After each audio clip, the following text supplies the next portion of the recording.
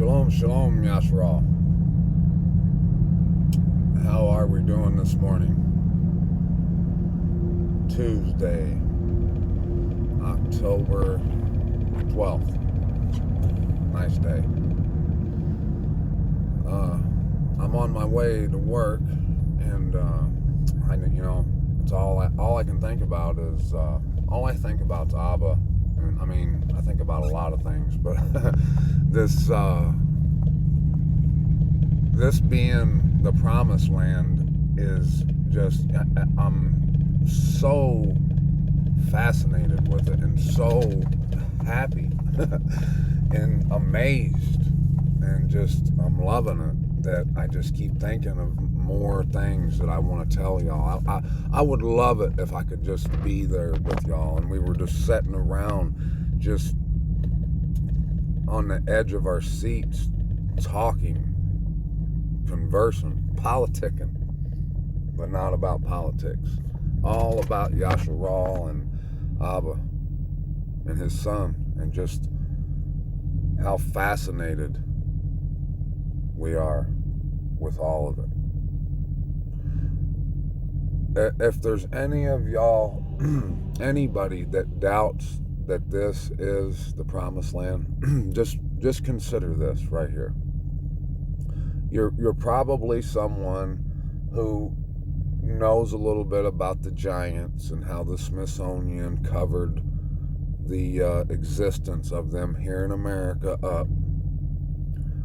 I was proof listening to the last video I made, and I heard myself say that the Smithsonian covered their existence up here, and I said probably worldwide.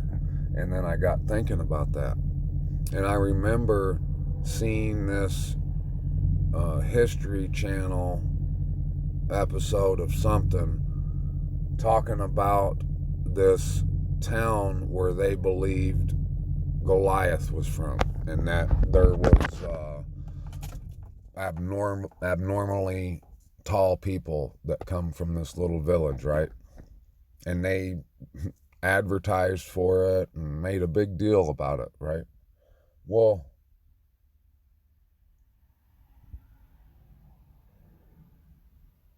we know the mainstream, all these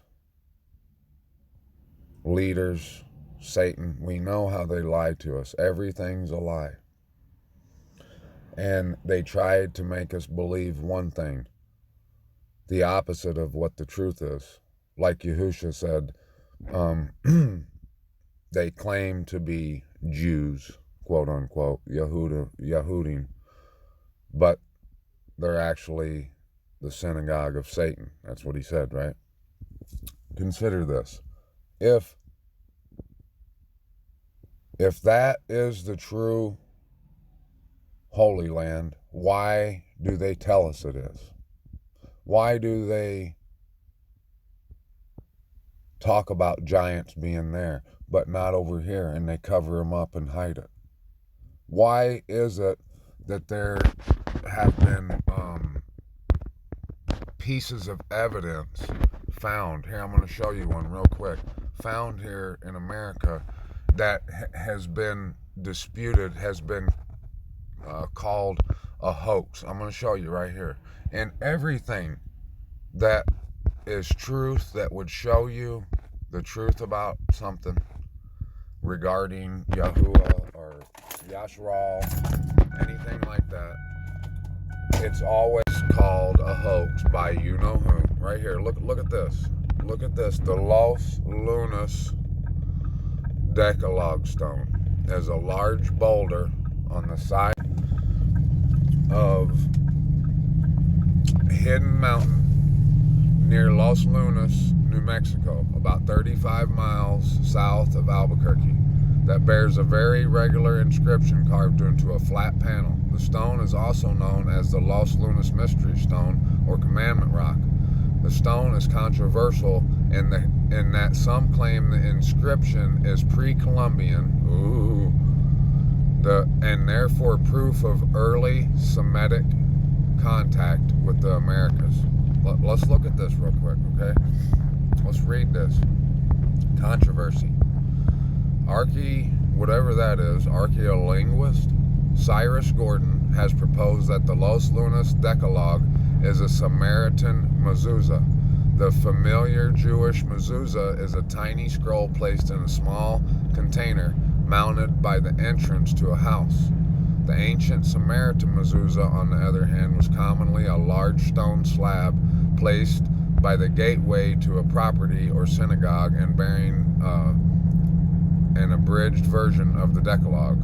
On historical and epigraphic grounds, Gordon regards the Byzantine period as the most likely for the inscription. The Samaritan alphabet is a direct descendant of the Paleo-Hebrew alphabet. One argument against the stone's antiquity is its apparent use of modern or otherwise atypical punctuation. Though amateur apocrypher Barry Fell argued that the punctuation is consistent with antiquity. Other researchers dismiss the inscription based on the numerous stylistic and grammatical errors that appear in the inscription. Now notice how they try to dismiss this and call it a hoax. According to archaeologist Kenneth Fader, the stone is almost certainly a fake. He points out that the flat face of the stone shows a very sharp, crisp inscription. His main concern, however, is the lack of any archaeological context. He argues that to get to the location of the stone would have required whoever inscribed it to have stopped along the way, encamped, eaten food, broken things, disposed of trash, performed rituals, and so on. And those actions should have left a trail of physical archaeological evidence across the greater American Southwest, discovery of which would undeniably prove the existence of foreigners in New Mexico in antiquity with demonstrable, I don't know how to say that word, ancient Hebrew material culture. The states that there are no pre-Columbian ancient Hebrew settlements, no sites containing the everyday detritus of a band of ancient Hebrews, nothing that even cursory knowledge of how the archaeological record forms would demand there would be. From an archaeological standpoint, that's plainly impossible. You see how he supports Columbus, right? So everything that comes out of the textbooks, out of the history books, is Columbus. And they want us to believe that he was the first guy, the guy that discovered the new land. And we all know, even the naysayers know, that he was not. We know what he did. We know what happened. We know that there were people. The natives were here when he got here. Leif Erikson, was it Leif Garrett or Leif Erikson? I get them two mixed up all the time. The famous Viking that came here before he did, like I think 400 years or something before Columbus got here. He said that there was a race of giant hairy men here. And we know the natives were here. So, why do they try to cover up the fact that there were other people here? And they try to dismiss these, like this stone, and there's other stones just like this. Why do they call it a hoax? Why can't they just say, well, maybe it is, let's look into it? Why do they have so much pride and put so much effort in to say, no, it's a fake? And who would fake this? Who's going to take a big stone out and write Hebrew on it and leave it out there so someone would believe that the Hebrew Israelites were here? What point, what goal would they have? What would they gain by doing that? I can tell you the opposite side of that coin, though. Those people, Rothschilds, Zionists, all them people, they would gain a tremendous tool, a tremendous advantage over Yahuwah's chosen people, over his children, by causing them to believe that the Ashkenazi Jews are his chosen people, and that we can't say nothing about them, or otherwise we're anti-Semitic, that we can't touch them or that land, and hands off. But these people over here, we can't say anything even remotely anti-Semitic, but we could call the natives savages and slaughter them. Do you see? Do you see how there's no doubt about it? This is the promised land, Mishpachah. This is. What was that piece of land over there doing before 1948 when it was Palestine? Why is there so much turmoil over there? It's because they went in and rooted in, nestled in into someone else's country and claimed it to be this people's country that it's not. And the scripture tells us it's not. And why were all of us brought back here? Look at it's the melting pot. It said, I'll bring you back on ships to your land, your homeland. Okay? There's so much evidence that points to it, that there's no doubt about it. I am sold 100% that this is the promised land.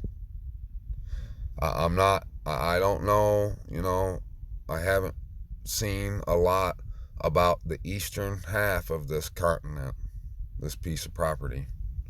But Utah, Colorado, Oregon, Washington, California, New Mexico, Arizona, I'm sold that all that over there is the land that was promised to Abraham, Isaac, and Jacob. No doubt about it.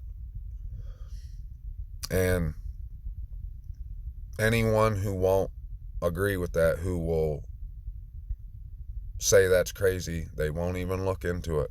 There's more evidence for you that the people are blind to this, and that that has come from the Most High. Look at this picture. Where'd it go here? Find my gallery. I was just looking at this. You've heard me probably talk about the age of innocence. It might be a little sound a little familiar to you. Look at this picture from the Grand Canyon. It says it's a pyramid, the Cheops pyramid. Okay, and first glance, it probably don't look like one, but like over here, I can see what looks like a 90-degree angle almost right there. And it could have been right there. And you could see where the erosion from the water, is. But like, look at this right here. That looks like an ancient building to me. And he said that he seals these things up for a time for them to be opened, and our eyes will be opened. You could have shown me this picture a few days ago, a couple of weeks ago, and I would have never seen what I see now. I would have never considered it. It's amazing, huh? How he makes things brand new for us and brings something. We could be looking at something our whole life, and then just one day he causes us to see it in a whole new light, to see it the way it really is. That's just how amazing and how powerful the Most High is, right? So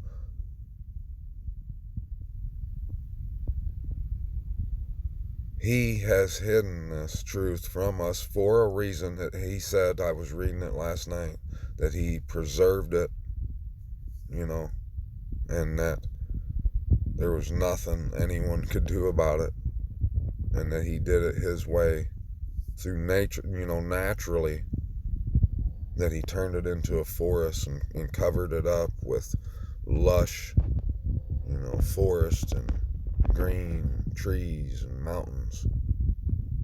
All the things I love. I really can't stand the city. Sometimes I like it. I used to. I'm every day I grow more and more disgusted with cities, really. I used to be that person that liked the mall, the Buckle, and Champs, and Foot Locker, and Burlington Coat Factory, all that stuff. But I just, really my favorite store anymore is Farm and Fleet, because it's got tools and Carhartts and boots, those kind of things that I need to go outside. Or I don't need them, but they make going outside a lot. I can get things done the way I like to get it done with the things I can get from there. But it's not hard to see once you look into it. Like, see, I think, he hid these things from us, from me. I'm just going to talk about me. He hid this from me for one, because I never looked at it. I didn't want to. The other night, he mentioned it to me, and I turned towards it. I fixed my eyes on it, and I looked at it, and the more I looked at it, the more I saw it, right? It's just like anything else. Like one of those pictures where there's a face in there, but you can't see it, but when you focus your eyes a certain way, you can see that face. The face was always there, but you didn't see it because you weren't looking. Once you started looking, you could see that face. Just like that face in the landscape that I showed you. That's on the landscape, on the land here in America. I also mentioned in that video last night how,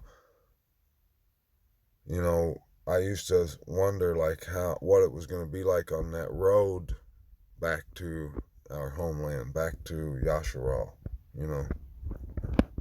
and now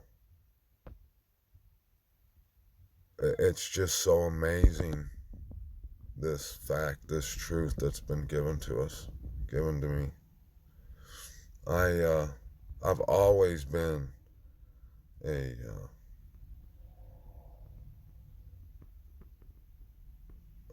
lover. People say I'm a lover, not a fighter. I've always said I'm a lover and a fighter. I've always, been someone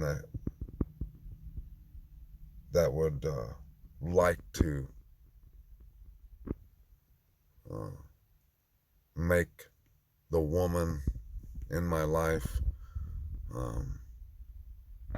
extremely happy, to just melt her heart the way she does mine. I'm currently single right now, mainly by choice, and this is the longest period of time that I've went where I haven't even thought really about a female.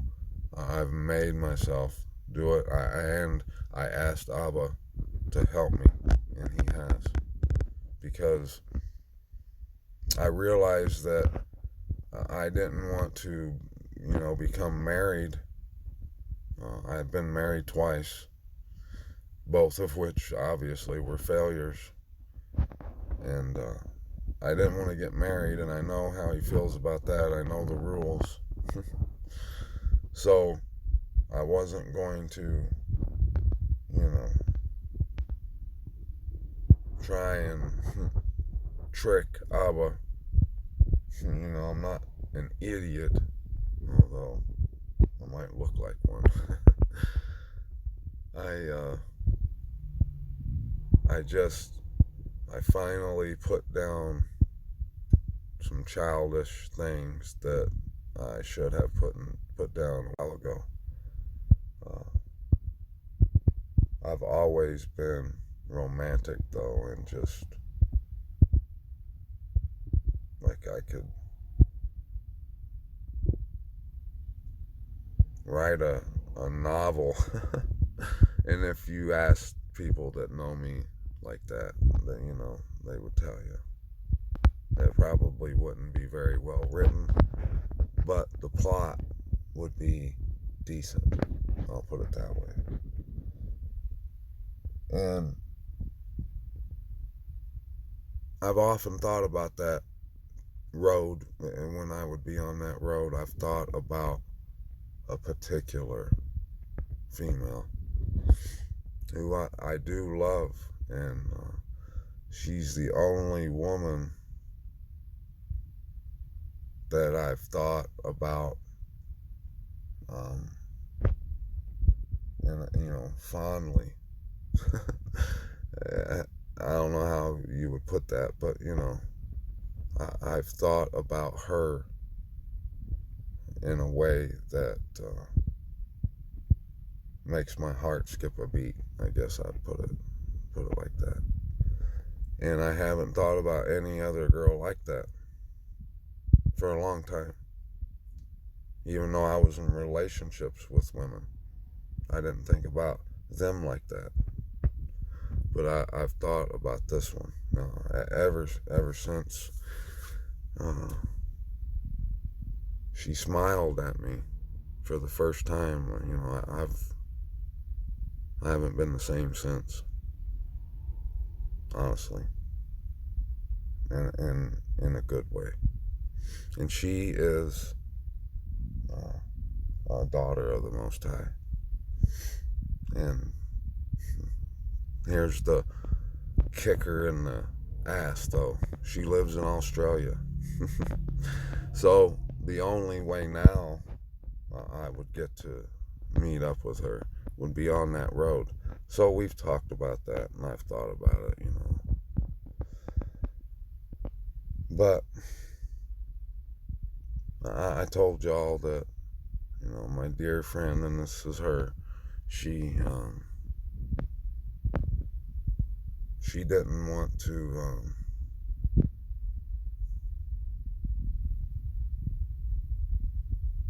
believe, that Australia would go through the things it has because of,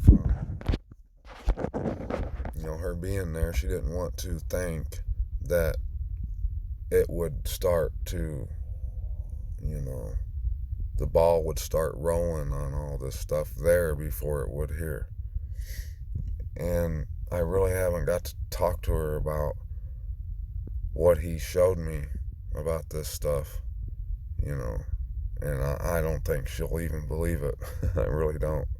But when I think about that road, we would talk about meeting up on that road, and I would always, flirt with her and tell her that when I see her, it might be, I might see her from a long ways away, but I'd be running to get to her, And we thought and talked about like all the different possibilities and what it would be like and how happy we'd be. But recently she's, completely lost all interest in me, I think. Every once in a while she'll tell me that I'm still her favorite person, but, maybe, I don't know. But, and I'm not going to be bent, over that situation. I do think about her quite often, and I'm quite fond of her. I ain't gonna lie. But her idea of how Ahba is and how we will be in the kingdom is completely opposite of the way I see things. And the way I see it is realistic. You know, Yahusha said that in the kingdom in heaven, there will be no given or taken, man or woman given and taken in marriage. You know, that whole thing he talked about, how there will be no marriage. And I know that's true because he said it, right? But let me ask you this. If what I'm saying about this land, America, being the land, the promised land, and when we get there, say, hypothetically, let's just say we're walking to that gate, and me and her were married, and we meet up there, and we've been waiting to see one another this whole time for years. Is that going to be erased from our mind? Are we no longer going to feel that way about one another? You gotta be kidding me if you think that that's how it's going to be. Are you seriously gonna tell me that if a Hebrew Israelite man and woman, a couple that have been married for, say, 30 years, and they're still in love and on fire for one another, just like they were when they met, and they walk through that gate, when they get through it, they're going to have their minds, wiped clean of any romance or intimacy they had. What kind of God would we be serving? Or is it, the way I see it, is it going to be magnified, multiplied, and not in a sinful way? I know that I'm not stupid. Not in a way that's not righteous. We are told that we will have children. We will be fruitful. I can show you the scripture in this. What Yahusha meant about us not getting married, I have to look more into that. But there's so much about Yahuwah that confirms to me that the love I have and the romance I have and the feeling in my heart isn't going to be taken from me.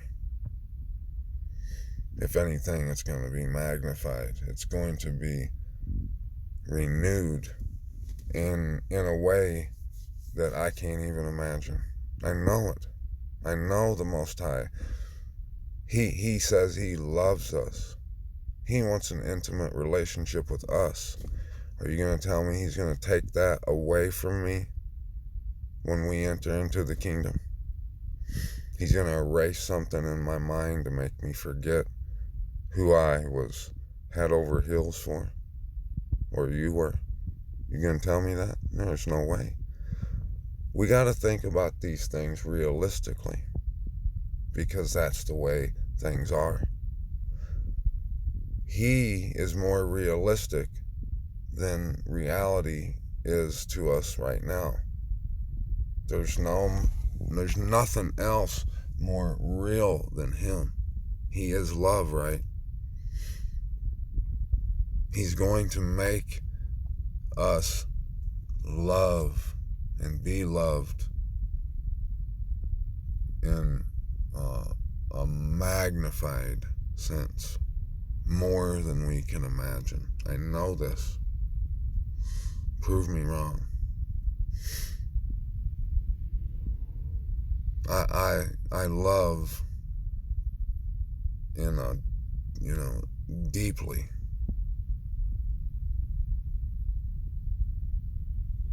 And Abba loves me. I know he does. Look what he's given me. Look, he showed me that we're living in Yasharal, and it's the truth. He loves me. He wakes me up. He's got blood pumping through my veins right now and oxygen going into my lungs. He shelters me. He clothes me. He feeds me. You gonna tell me he's gonna rip my heart out on the day I get to meet him face to face? No, he's not. No, he won't. I know my Abba. He said, Yahusha said, my sheep know me. They know my voice, and I know them. He's not going to do anything to break my heart. He doesn't want to make robots. He's not going to erase my my modem or whatever and erase my feelings for that certain someone. No. That would be crooked and wicked and heartless, which are things that the Most High doesn't,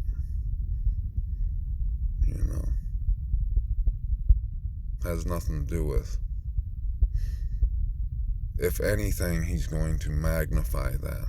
He's going to make it possible and more than what it was then. And I hope y'all get to see the truth of this, that America, the land, not the government, you know how I feel about all this stuff. I can't wait till these idols get smushed. I can't. But I'm so thrilled that this land I'm standing on is right where I have to be to meet my Abba. Right where he wants me to be. He's got me right where he wants me. And it's got me so happy that I'm just, I feel better than I've ever felt in my life. More confident in him than I've ever felt.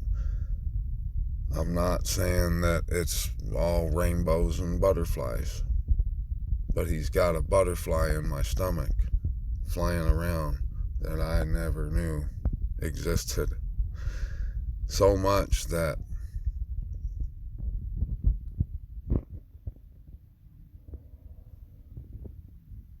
I just want to tell y'all I love you.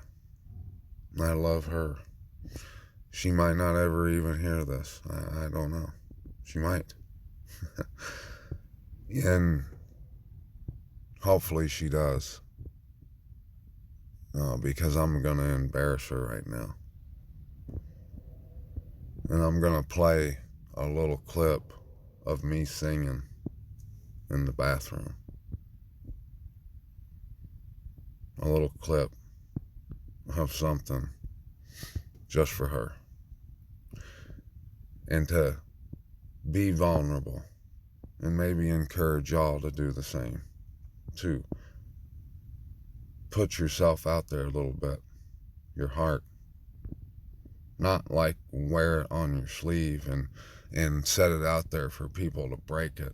No, let's be smart and wise in all that we do. But let's love more than we ever have. And let's be stronger, more courageous, and more joyful than we ever have been. Let's give it all we got.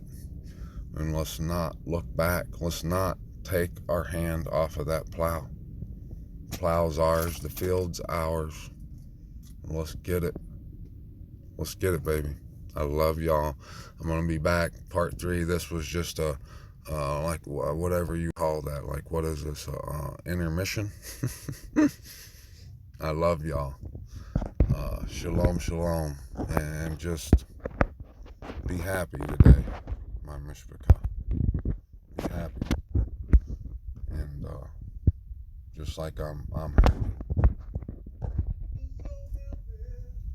I feel just like a kid.